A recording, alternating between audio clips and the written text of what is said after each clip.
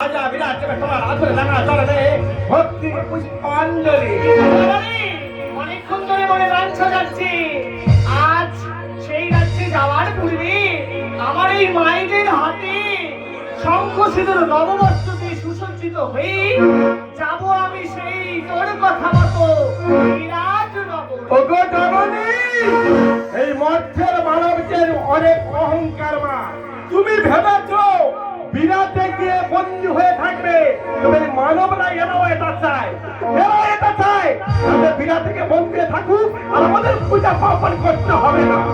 তাই মাগো, ওগো বলছি মাগো, বসো সিংহাসনে। আর তোমার এই মানব জাতিদের যেমন তোমার প্রতি ভালোবাসা আছে, ওরা এসে কেমন ভাবে দেবে তোমার ভক্তির পুষ্পাঞ্জলি জানে আমিও দেখতে চাই। কারণ এদের কতটুকু তোমার প্রতি দয়া আছে।